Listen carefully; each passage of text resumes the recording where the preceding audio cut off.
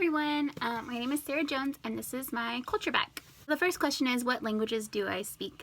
I only speak English. I can hold a conversation in ASL effectively, but I wouldn't say I'm fluent, and I'm in the process of learning Spanish. It was my goal to learn Spanish before I was 30, but 30 passed, so now I'm moving on to 40. I have a while, so like 9 years to go to learn Spanish, so I'm trying. So for my object, I picked a Harry Potter book. I grew up reading a lot. I still read a lot. I was as old as Harry Potter when the first book came out, so I continued to buy them every year after, and it was just a really big part of my childhood and still a big part of my adulthood. I'm a really big fan. I'm in the fandom, so that's why I chose this. The second question is, what is your race or ethnicity? I am white, so that is my race, and I did not choose to pick an ethnicity, mostly because I'm kind of confused by this, honestly, taking a risk. I don't really identify, I guess you could say, as American, but I read in the post that you're supposed to also identify as American or Italian American or African American, and I don't really have that connection to my ancestors' culture, so I don't have an identity there. I just pretty much see myself as white. I didn't really also know what to pick for my culture bag for this, but I recently, this past year, became an executive board member on the Student California Teacher Association, and one of their goals is to help eradicate racism and how that perpetuates white supremacy culture. And this is a really new topic for me. I've always known that white supremacy exists, privilege exists, but really figuring out how deep it runs into the society has been a real eye-opener for me, and so I chose to share this, well, not share, but this packet.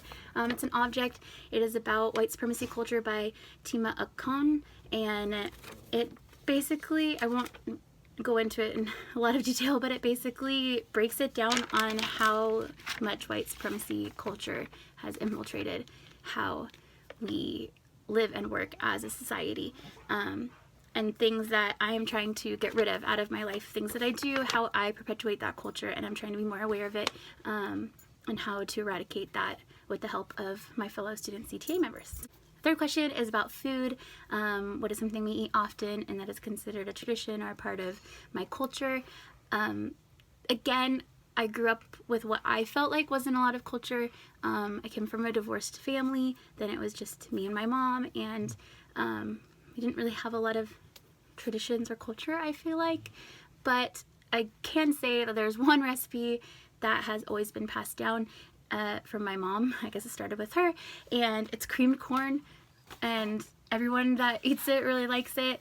So that's something that I have continued to make for every holiday, well, for Christmas and Thanksgiving, Easter. Whether I'm with family or we go over to a friend's house for Friendsgiving or whatever it may be, just something I like to share and make with people because it just really reminds me a lot of my childhood, and so I hope to continue that to be passed down. And so for my object, I have a little notebook that I keep a lot of my special stuff in, and I have just not the whole recipe, but it's just the ingredients because I never remember exact ingredients, so I have all those written down, and usually I triple it or quadruple it because we eat a lot and leftovers are great. So the third question is about music, what music is traditionally heard inside our home.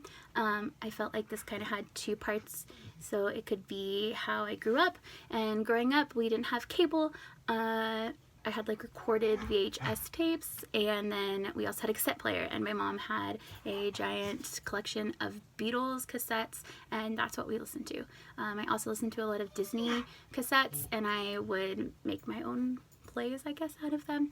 But now as an adult in my own home with my boyfriend, we listen to a lot of Christian music and a lot of country music, and Christian music just seems to be, I guess, our tradition. So that's usually what's heard around the house if we're cleaning or doing something. We just really like that, listen to it in the radio. So as my object, I picked this little speaker. This is mine, it's smaller. We have a couple larger ones and a couple different things, but we're always listening to music when we're cleaning or cooking, doing something. So that's what we do. So the final question is about holiday customs or traditions that we participate in. Like I said, growing up, it was usually just me and my mom, so we didn't have a lot of holiday traditions. In fact, I remember going out to eat to like Denny's one holiday or one Christmas. So I'm gonna take a leap and say that my birthday is a holiday, only because this is like a very deep tradition for my family. Is my mom, we didn't have a lot of birthday parties, but she always allowed me to pick one friend, sometimes two, and I got to pick anywhere I wanted to go to dinner. So it was like a really big deal. So I got to go anywhere to eat, and I always picked, I don't know, different places, and I still continue that tradition as an adult and to this day, although it's kind of morphed into a different tradition of going to Disneyland. So that was something I picked to do for my, 25th birthday, I think, with my boyfriend, and now we've just continued to go to Disneyland every year for my birthday, which has been a lot of fun. I don't know how long it will continue. I feel pretty lucky to have it been for 5+ years. But I still get to pick where we eat at Disneyland. There's lots of places to eat. So that brings me to my object, which is my mini ears. So this represents Disneyland to me. We're big Disney fans, and I got these for my birthday, and that keeps my tradition alive. So thank you. Bye.